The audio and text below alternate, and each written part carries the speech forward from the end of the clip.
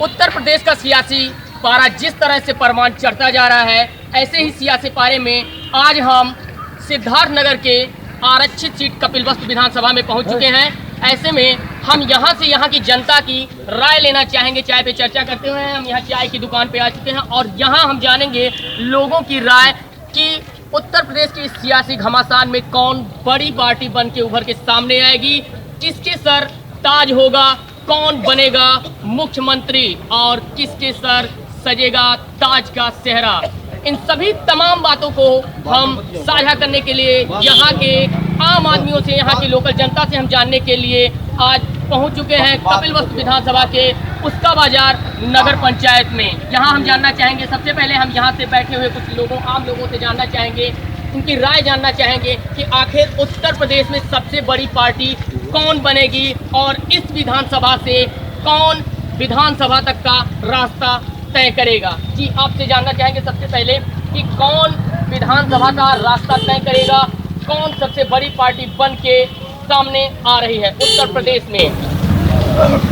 Bharatiya Janata party आपकी विधानसभा के सामने आई है और वर्तमान में हुई है और आने वाला समय भाजपा का। ऐसा बताया जा रहा है कि भारतीय जनता पार्टी में आंतरिक कलह जोरों पे है, जबकि बागी नेताओं ने पूरी तरह से बगावत की बिगुल बजा दी है। इस पे आपका क्या कहना है? ये तो छोटे मोटे छोटे परिवार की बात है, ये बहुत बड़े परिवार की बात है और पूरे देश की बात है। जहाँ लंबा परिवार होता है वहाँ कुछ न कुछ बिखराव होता है और उस बिखराव का असर पार्टी के चुनाव पर नहीं पड़ेगा। जी बिल्कुल। और हम किसी महोदय से जानना चाहेंगे कि आखिर उत्तर प्रदेश में किसकी सरकार बनेगी। इनका कहना है कि भारतीय जनता पार्टी सबसे बड़ी पार्टी बनकर उभर के सामने आ रही है, जबकि यहाँ हम जानना चाहेंगे दूसरे महोदय से कि भारतीय जनता पार्टी के अलावा कौन सी ऐसी पार्टी है जो उत्तर प्रदेश में अपनी सरकार बनाएगी। प्रदेश में समाजवादी पार्टी की लहर चल रही है। हम यहाँ से कपिलवस्तु 303 में उन्हें समाजवादी का विधायक बनाएंगे। हम लोग अपने विकास के बल पर समाजवादी की सरकार बनाएंगे। हमने जितना काम किया है आज तक पूरे प्रदेश में कोई नहीं, किसी पार्टी ने नहीं किया है। हमारी सरकार ने, समाजवादी पार्टी की सरकार ने यहाँ 108 एम्बुलेंस, 100 डायल और ऐसी तमाम विकास की कार्य किए हैं जिसका नकल भारतीय जनता पार्टी कर रही है। हमारे मैनिफेस्टो में जो अपने मैनिफेस्टो में बीजेपी ने रखा है कि हम लैपटॉप देंगे, ऐसी कोई व्यवस्था नहीं। कैशलेस के मुद्दे पे हम यहाँ इनसे पूछना चाहेंगे, कैशलेस के मुद्दे पे क्या आप कहना चाहेंगे? देखिए, किसी भी चीज़ की शुरुआत अच्छी करनी चाहिए तो होती है, लेकिन जो चीज़ अच्छी होती है, जैसे बच्चा शिशु पढ़ने जाता है, क्या उसको सारी जानकारी होती है? नहीं होती है। अंगूरिया हवा मोबाइल काम करेगा। हर महिला भारत की साक्षर नहीं है, अंगूठा टेक है, लेकिन आज के वर्तमान युग में हर महिला हर आदमी का नंबर पहचान लेती है और भाषा अपना जो भी कह रहा वो कहने आपसे जानना चाहेंगे। देखा पूरे प्रदेश की बात देखें आप, अच्छे लोगों को टिकट दिया गया है, 10 लोगों को अच्छे लोगों को दिया। अरे सवाल अल्पसंख्यक राष्ट्र से लेकर के प्रदेश तक, ऐसा नहीं है कि भारतीय जनता पार्टी छुट्टी है तो उसमें अल्पसंख्यक है ही नहीं। ये सब बातें आरोप प्रत्यारोप बच्चों का। चलिए, इन तमाम बातों को ध्यान में रखते हुए अब हम सीधे रूप में आते हैं कि आखिर भारतीय जनता पार्टी सरकार बनाएगी या समाजवादी या बहुजन के हिस्से में आएगी, कौन बनेगा मुख्यमंत्री, इसका जानकारी या सही पुख्ता सबूत कोई भी देने में सक्षम नहीं है। आपसे जानना चाहेंगे कि सबसे ज्यादा बहुमत के साथ कपिलवस्तु में कौन विधानसभा तक का रास्ता तय करेगा, किसकी सरकार बनेगी उत्तर प्रदेश में? अनुमान ये जा रहा है कि सपा ही ले जाएगी, साइकिल ही ले जाएगी। अनुमान जी, आपसे जानना चाहेंगे किसकी सरकार बन सकती है? बीजेपी की बीजेपी की क्यों सरकार बन सकती है, क्या इसके कारण है? कौन से ऐसे कार्य बीजेपी ने किए? सिद्धांत अच्छे हैं, अच्छी कार्य कर रही है, अच्छा कार्य कर रही है, उसको देखते हुए सबको अपने विचार। नोटबंदी के बारे में हम आपसे जानना चाहेंगे कि नोटबंदी का कैसा असर रहा सिद्धार्थनगर में, जबकि पूरे देश कई लोग वहाँ आंतरिक रूप से जूझ रहे हैं, कई लोगों की शादियाँ रुक गई हैं, ऐसे में कई जगह की पूरे देश में तमाम ऐसी बातें हैं, नोटबंदी भी आपसे जानना चाहेंगे। मुजफ्फरनगर में कितना लोग मरना है, उम्र गिनती है।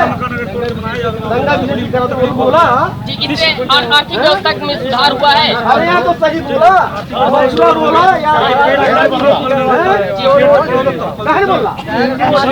अरे ऐसा शोर मत कीजिए, अभी फिर डिस्कस आप लोग बाद में कर लीजिए। सपा के लोग कहते हैं लाइन में लगा दिया, लाइन से हटा दिया। लोग कई साल से गैस की लाइन लगाते थे, उसको खत्म कर दिया। गरीब परिवारों को बीमारियों से बचाया। कितने गरीब महिलाएं आग नहीं जलता तो फूंक के टीबी के पेशेंट हो जाते। हम आपसे जानना चाहेंगे कि कैशलेस के बारे में आपका क्या कहना है? कैशलेस के बारे में क्या कहना आप चाहेंगे कि जब मोदी सरकार ने अभी कैशलेस की जो व्यवस्था चालू की है उसके बारे में आप क्या कहना चाहेंगे? मोदी सरकार ने जो कैशलेस की व्यवस्था लागू किया है, आप जिस स्थान पे खड़े हैं, जहाँ पे यहाँ पे सैकड़ों लोग खड़े हैं, मैं पूरी गारंटी लेके कह सकता हूँ कि यहाँ पे 5% लोग भी कैशलेस का उपयोग नहीं करते। चलिए, कांग्रेस और सपा के गठबंधन की बात करते हैं, तो आखिर कांग्रेस और सपा का गठबंधन किस प्रकार से उत्तर प्रदेश में सही साबित होगा, इसके लिए हम आपसे जानना चाहेंगे। दो राय नहीं है। मैं ताज़ा उदाहरण दे रहा हूँ। हमारे डिस्ट्रिक्ट में पाँच विधानसभा है, जिसमें कांग्रेस का कोई भी उम्मीदवार नहीं खड़ा है और ना ही मतलब उनका कोई सपोर्ट इस जिले में अन्य प्रत्याशियों को मिल रहा है।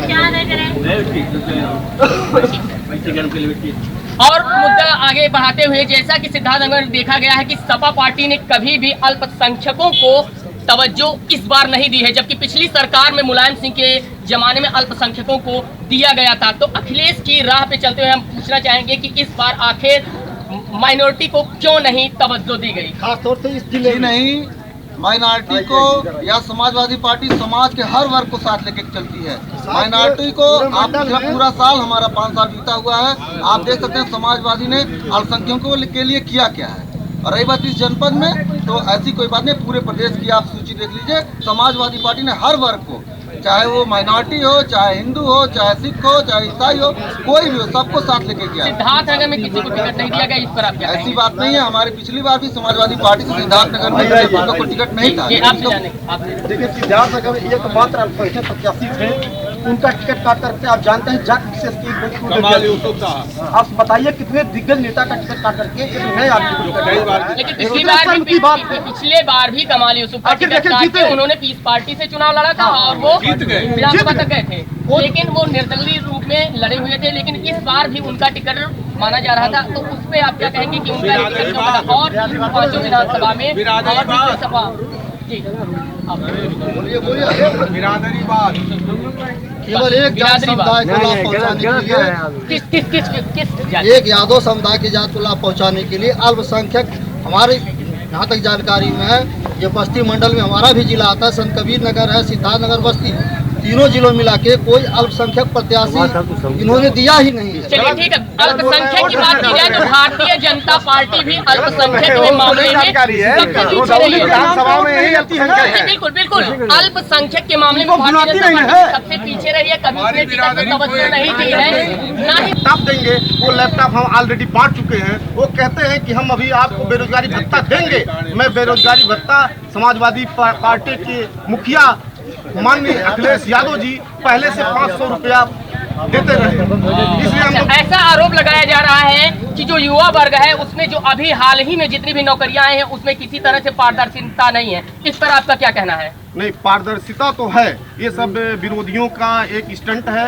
विरोधी तो आरोप लगाते रहते हैं। जितनी नौकरी अखिलेश सरकार ने दी है उतनी नौकरियां आज तक किसी सरकार ने नहीं दी है। महिला सुरक्षा की बात की जाए तो सबसे ज्यादा जो है उत्तर प्रदेश इस बुराई से जूझ रहा है। इसमें देखा जाए तो 161% बढ़ोतरी हुई है पिछले 2012 से लेकर सपा की सरकार में देखा जाए तो लगभग 161% की बढ़ोतरी हुई रेप केस में। इस पर आपका क्या कहना है? महिलाएं यहाँ कहाँ तक सुरक्षित हैं?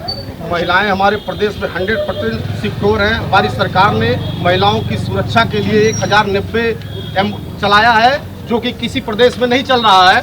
और इस मामले में, अपराध के मामले में बीजेपी शासित जितने भी राज्य हैं वो टॉप पर हैं। हम अभी भी आपके ही मीडिया के माध्यम से हमको जानकारी हुई है, हम लोग पढ़े हैं आज ही पेपर में कि समाजवादी में अपराधियों की संख्या 4थे नंबर पे है, बीजेपी टॉप के नंबर पर है। हाँ, बीजेपी में टॉप के नंबर पे, लेकिन जो बढ़ोतरी दर है, अगर उस दर की बात की जाए तो सबसे ज्यादा तीव्र गति से उत्तर प्रदेश में भ्रष्टाचार और रेप के केस सबसे ज्यादा सामने आए हैं।